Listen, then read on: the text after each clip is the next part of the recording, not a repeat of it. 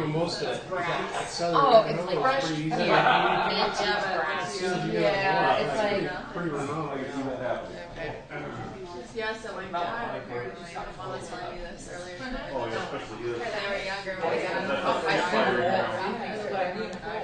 Oh, really? thanks for telling me this. yeah, it is. It's not good. It's spiked soda. It needs more spiking. Yeah. Yeah. Hey, President. I decided if I want to like Yeah. change the log. Let me know if you want any help. Well, you know what? I am your high maintenance Anything friend. I can do to help out. We're the It's funny because I'm just like, you're not doing this. This is awesome. Neat. You don't want to put ice over Yeah, I guess a dropper of A lot of mosquitoes. I'm okay with the bees. 8 years ago now. And he's just a good individual. He's so welcoming for everybody who came in and such a good person. So, you know, it's a good time for us to kind of reflect on his character. You know, a lot of people have thanked us so much for doing this. And, you know, really there's no thanks needed. We've been in the mining industry for 22 years. We traveled all over the place. And this is one of these kinds of things that you have to make a family when you're in this industry. It's kind of important to do that, otherwise you're going to be a little bit left out. So we just kind of became part of Tony's family, I guess. And so we're happy to do this. This is something that we would never even think twice about doing. So Tony, have a good evening. Food is over here. I would like to meet everybody if I could. So I'll walk around and say hi to everybody. Make yourselves at home. Hey, John, okay.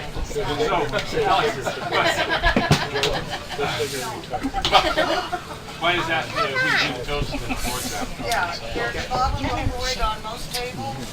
There are shot glasses. Anybody that wants to toast Tony with his favorite stuff. Pass the bottle. Absolutely. If it was Tony's favorite stuff, I don't think so, no.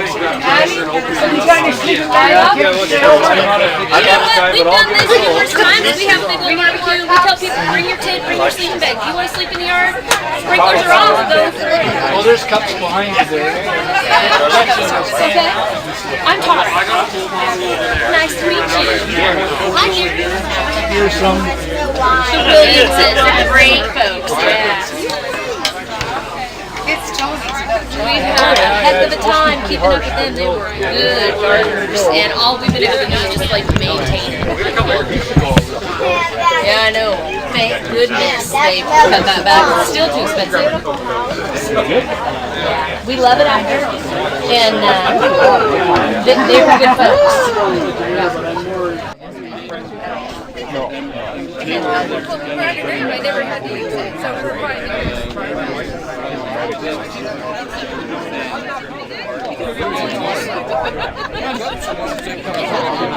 well, and I feel bad for these people that are coming in out of different industries in my program, and they have never really seen it. So like, at least I know how to put data in and manipulate it and look at it. I feel really bad for these guys. I remember being there.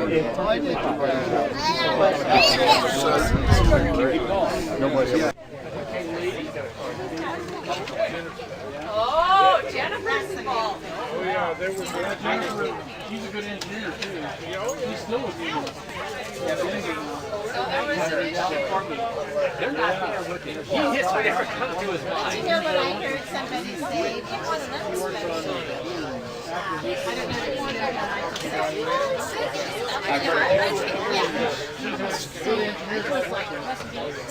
Gail was fucking heads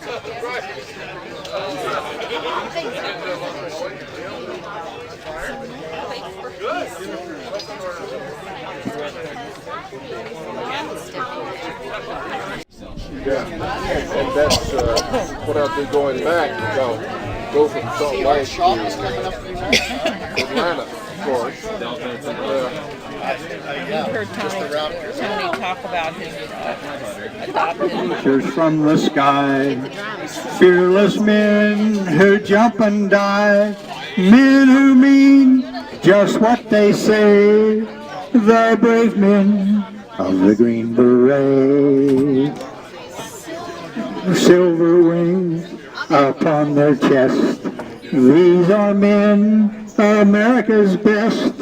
100 men will test today, but only 3 win the Green Beret. Trained to live off nature's land, trained in combat, hand to hand, men who mean just what they say, the brave men of the Green Beret. Back at home, a young wife waits. Her Green Beret has met his fate. He has died for those oppressed. Done his last request. Put silver wings on my son's chest. Make him one of America's best. He'll be a man who'll test one day. Have him win the Green Beret. That was perfect. And if you'd slow down, you could sing it with the music.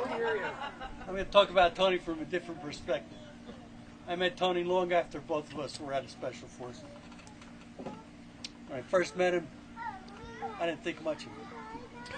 He didn't make a big impression on me. Unlike most of the other medics from Special Forces, he wasn't bold, he wasn't brash, he was a little bit reticent with me. So I didn't know him much. But time went by, and I got to get more familiar with him. I found out he had qualities that make a man a man. He was a patriot. He was honest. He was straightforward. He was really impatient with injustice. And so as time went on, I got to figure that this was a pretty good fellow. But there was more about him than that. I figured out after a while that he was a smart, talented guy. I'd see a bunch of rocks at the bottom of a cliff, and I'd see a bunch of rocks at the bottom of a cliff. Tony would see a bunch of rocks at the bottom of a cliff. He'd tell you when the rocks got there, how old they were, and whether or not they indicated there was something valuable to be found around.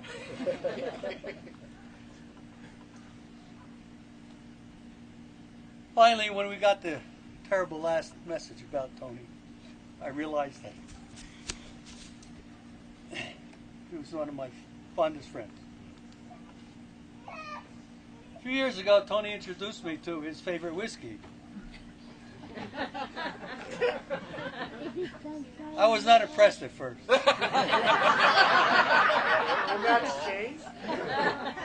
But he prevailed upon me, and after a few, I got to appreciate the flavor, the smoothness, the aftertaste. And so I tried a little bit more, and as time went on, the subtleties of this marvelous brew made its way into my consciousness. And now that's my favorite whiskey. I know that every time I have a drink of this wonderful stuff, I'll be thinking of Tony Dorp.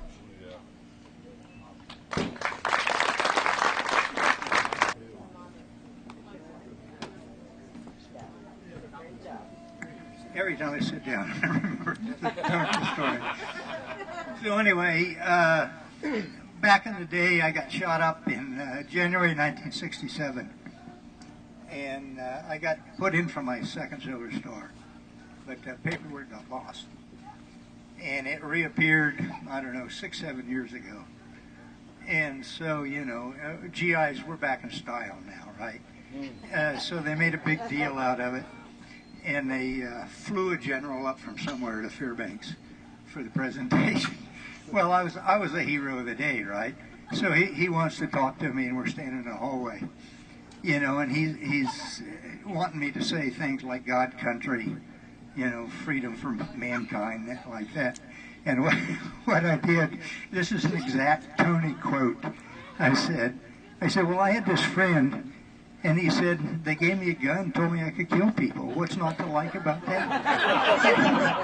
And that general turned around and walked away.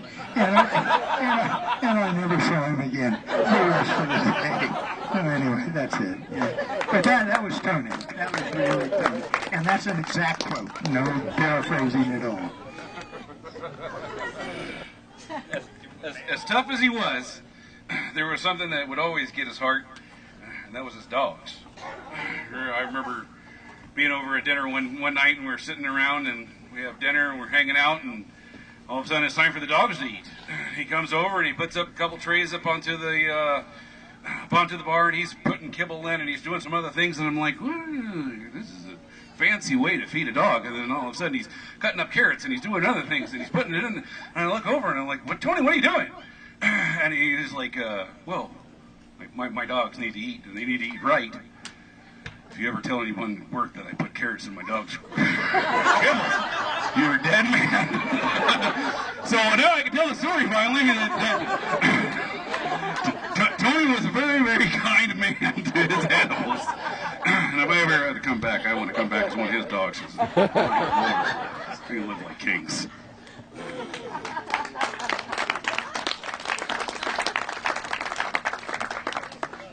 No, yeah, just look it on. So, we've known Tony for quite a while. Sorry about that. We've known Tony for quite a while. Tony was very proud to be also a Canadian, which we are. Me and my wife Lila.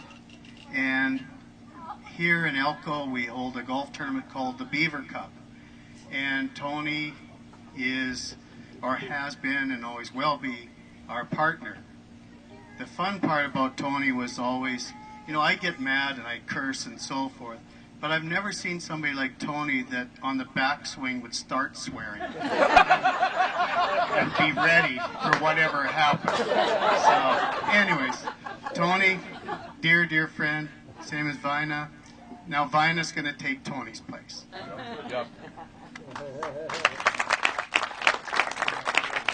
With the underground world or not, but we always wear these things called diggers. It's basically just whatever you're comfortable in getting dirty in. However, Newmont has diggers that they get from a company that has your name, mine misspelled of course, but anyhow, so we also get a boot allowance, so we can wear our boots whatever we want underground, right? So Tony, shortly after, let's see, it was in 2012, made me the chief geologist up at Leeville, and which is one of our underground mines. So I was there for about a month or so, and my guys, actually some of them are here. They're saying, you know, Alex, we need to get compasses and hammers and stuff. We're really short on some of these things. Well, I didn't realize that it was a company policy to not buy those kinds of things for people. So I, not knowing, I went ahead and put it in this order. And Tony calls up one day, it's just hours after I put the order in, and he goes, pardon my language everybody, but he's like, what the fuck are you doing? I'm like, well, what's the matter? He goes, we're not going to buy these guys clothes and boots and things like that. And I was like, but Tony, we get them diggers. There's a long pause. He sat there. He goes, we're not buying the many fucking things. Oh, okay, boss.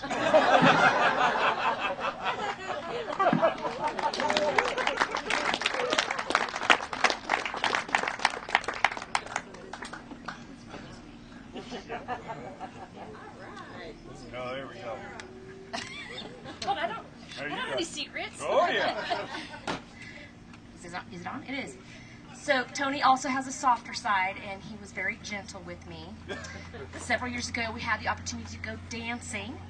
We were out in an event, and he asked me to dance, wanted to two-step. Now, I am not from Texas, and I don't really know how to two-step, but I gave it a good shot. And we're dancing around, and pretty soon he says, Tara, there is no bouncing.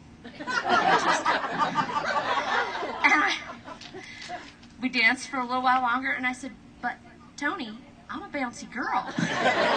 And he just lost it. He just started laughing.